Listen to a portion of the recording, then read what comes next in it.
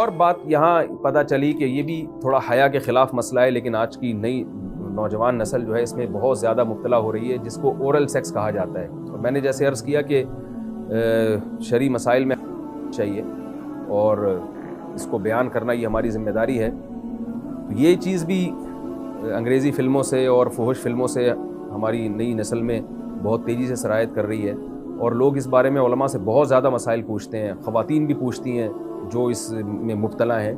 تو اس کا بھی مسئلہ یاد رکھیں کہ اللہ تعالیٰ نے حالت حیض میں زوجہ سے ہم بستری کو حرام قرار دیا کیونکہ اس میں گندگی ہے. آپ دیکھیں کہ وہ گندگی اس درجے کی نہیں ہے جتنی اورل سیکس میں گندگی ہوتی ہے. اگر اس میں ڈسچارج ہو جائے بندہ، انسان جو ہم بستری کرنے والا ہے زوجہ سے، وہ منہ میں ڈسچارج ہو جائے تو آپ سوچیں کہ اللہ تعالیٰ شرمگاہ کو گندگی سے بچا رہے ہیں، جس کی وجہ سے حیض کی حالت میں ہم بستری کو حرام قرار دیا. تو منہ جس سے انسان کھانا کھاتا ہے، جس سے کلمہ پڑھتا ہے، اور جو انسان کے جسم میں سب سے اشرف عضو ہے، سب سے زیادہ معزز اور مکرم عضو ہے، اس میں ایسی گندگی کو ڈالنا کہاں سے جائز ہو سکتا ہے، کہاں سے حلال ہو سکتا ہے؟ تو آج بعض متجدد قسم کے لوگ جو ہے نا اس کو حلال قرار دے رہے ہیں، تو یہ بالکل غلط ہے. تو یہ بات خوب ذہن میں رکھیں کہ اورل سیکس کے ذریعے اپنی خواہش کو پورا کرنا اس طور پر کہ ڈسچارج ہو جائے انسان عورت کے منہ میں، بیوی کے منہ میں، یہ بالکل حرام ہے، بالکل ناجائز ہے. کیونکہ منی ایک غلیظ اور ناپاک اور گندگی ہے، اور ناپاک اور نجس چیز ہے. بعض حضرات یہ کہتے ہیں کہ منی پاک ہے، مگر یاد رکھیں منی کے پاک ہونے کے دلائل مضبوط نہیں ہیں، منی کے ناپاک ہونے کے دلائل بہت مضبوط ہیں. سب سے پہلی دلیل قرآن مجید میں آتا ہے الم نخلقکم من ماء مہین، ہم نے تمہیں غلیظ اور پلید پانی سے پیدا کیا ہے، ذلیل پانی سے پیدا کیا ہے. تو اس میں بھی اشارہ ہے کہ منی ناپاک چیز ہے. دوسری بات یہ کہ حدیث میں آتا ہے کہ کنت افرق المنی من ثوب رسول اللہ صلی اللہ علیہ وسلم ثم یصلی فیہ. حضرت عائشہ رضی اللہ تعالیٰ عنہ فرماتی ہیں کہ رسول اللہ صلی اللہ علیہ وسلم کے کپڑوں پر اگر منی لگی ہوتی تھی، صحیح بخاری کی حدیث ہے، میں اس کو کھرچ کے صاف کرتی تھی، پھر آپ صلی اللہ علیہ وسلم اس میں نماز پڑھا کرتے تھے. اب بعض حضرات نے یہاں سے استدلال کیا ہے کہ منی اگر ناپاک ہوتی تو حضرت عائشہ اس کو دھوتی، کھرچ کے صاف کرنا اس کی علامت ہے کہ منی پاک ہے. لیکن یہ بات غلط ہے. اگر منی پاک ہوتی تو حضرت عائشہ کو کھرچنے کی ضرورت نہیں تھی. بات یہ ہے کہ وہ نجاست جس کا ایک باقاعدی جسم ہوتا ہے اور وہ کھرچ کے جسم سے یا کپڑوں سے الگ ہو سکتی ہے، تو اس نجاست کو پاک کرنے کا طریقہ یہ ہے کہ اس کو کھرچ دیا جائے. ناپاک تھی تبھی تو حضرت عائشہ رضی اللہ تعالی عنہ اس کو باقاعدہ کھرچ رہی ہیں اور دور کر رہی ہیں. اور گیلی منی کو یہ ثابت ہے کہ حضرت عائشہ رضی اللہ تعالی عنہ آپ صلی اللہ علیہ وسلم کے کپڑوں سے دھویا کرتی تھیں اور آپ صلی اللہ علیہ وسلم اس میں نماز پڑھا کرتے تھے. حضرت عمر رضی اللہ تعالی عنہ کے دور میں کسی شخص کو احتلام ہوا تو اس نے اپنے پورے جو ہے نا وہ کپڑے دھوئے، تو حضرت عمر نے اس کو منع کیا، فرمایا کہ اتنا کافی تھا کہ اس جگہ کو تم دھو لیتے. تو اس میں بھی حضرت عمر اس کو باقاعدہ دھونے کا حکم دے رہے ہیں. کسی بھی صحابی نے اعتراض نہیں کیا کہ یا امیر المومنین آپ ان کو دھونے کا حکم کیوں دے رہے ہیں، منی تو پاک ہے. تو منی کے جو ناپاک ہونے کے دلائل ہیں وہ بہت مضبوط ہیں. باقی اس کو جو کھرچنے کا حکم ہے وہ اس لیے کہ منی کے پاک جو اگر خشک ہو جائے تو وہ کھرچ کے بھی پاک ہو جاتی ہے، اس کو پھر دھونا ضروری نہیں ہوتا.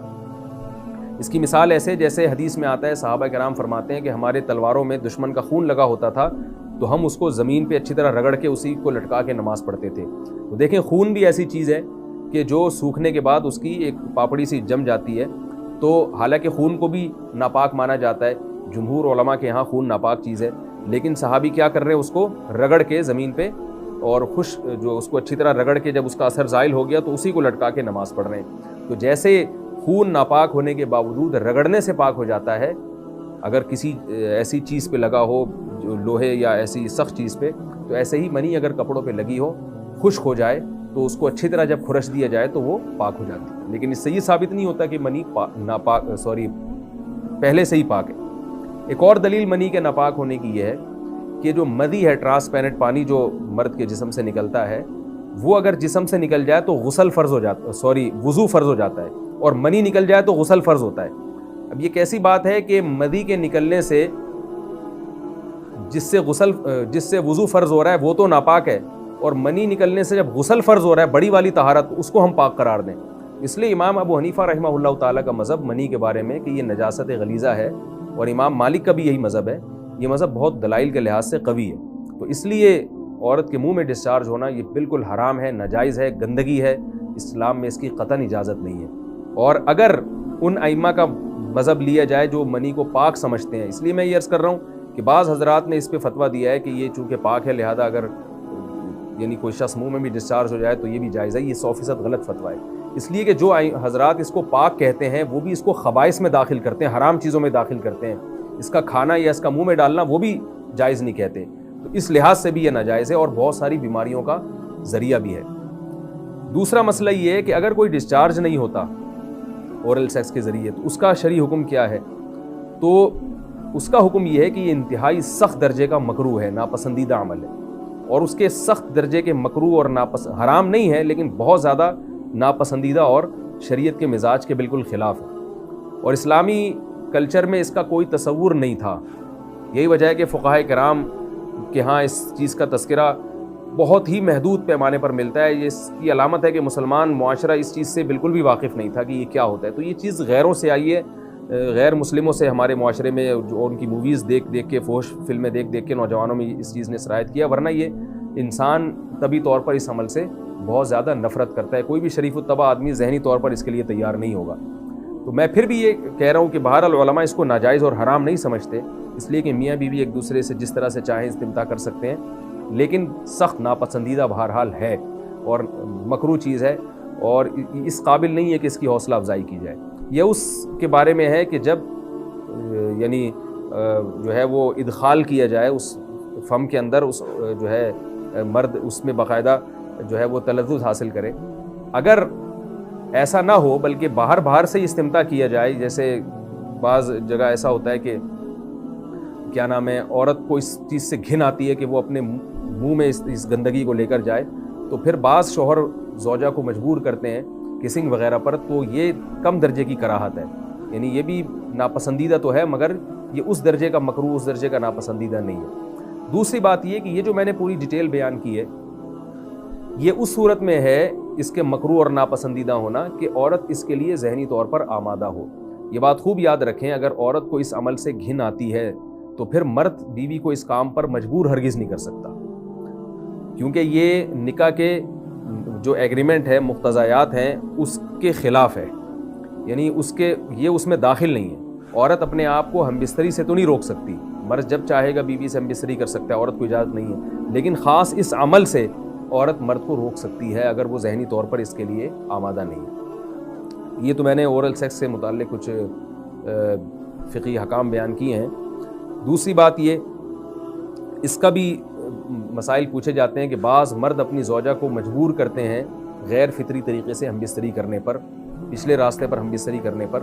تو یہ بات یاد رکھیں کہ ایسی صورت میں عورت پر اصل حکم یہی ہے کہ وہ ایسے مرد سے طلاق لے لے اور اس کو اپنے قریب نہ آنے دے, کیونکہ اس میں نقصان یہ ہوتا ہے کہ اگر عورت اس کام کی مرد کو اجازت دے دے تو کچھ وقت کے بعد اس کی اپنی نیچر تبدیل ہو جاتی ہے, اپنی فطرت بدل جاتی ہے اور اسے اسی اس غیر فطری کام میں لذت آنا شروع ہو جاتی ہے.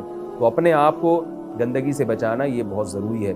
اور اگر وہ یہ سمجھتی ہے کہ طلاق کے بعد اس کے دوبارہ نکاح نہیں ہوگا, اس کی زندگی تباہ نہیں ہوگی, تو پھر سخت مجبوری میں اگر مرد اس کو دھمکیاں دیتا ہے مارنے کی یا طلاق کی, تو ایسی مجبوری میں پھر اللہ کی رحمت سے امید ہے کہ گناہ صرف مرد کے کندھوں پر ہوگا.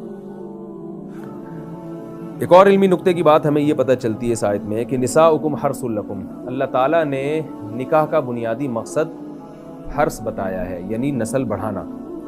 یہ جو فیملی پلاننگ والے آج جس دعوت کو لے کے چل رہے ہیں کہ بچے 2 ہی اچھے, یہ جو پوری دنیا میں ایک تحریک چل رہی ہے, یہ قرآن و سنت کے 100% خلاف ہے. قرآن کے واضح نصوص اور احادیث تو اس بارے میں بہت ہی تفصیل سے ہیں. میری جو کتاب ہے ایک سے زائد شادیوں کی ضرورت کیوں, اس میں تقریباً 50 صفحے میں نے صرف اسی پر لکھے ہیں کہ اسلام نسل بڑھانے پر بہت زیادہ حریص ہے. اسلام چاہتا ہے کہ مسلمانوں کی نسل بڑھے, اور اس پر جو لوگوں کے اعتراض ہوتے ہیں کہ رزق کی تنگی ہوگی, تربیت نہیں ہو سکے گی, اس تحریر میں ان تمام باتوں کے جوابات ہیں.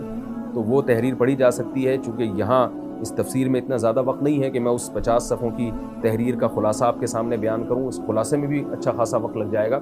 تو یہ جو باتیں کی جاتی ہیں کہ رزق کم پڑ جائے گا اور جو ہے وہ لوگ بھوکے مرنا شروع ہو جائیں گے اگر نسل بڑھے گی, یا بعض دفعہ یہ کہا جاتا ہے بچوں کی صحیح طرح سے تربیت نہیں ہو سکے گی, یہ سب غلط باتیں ہیں.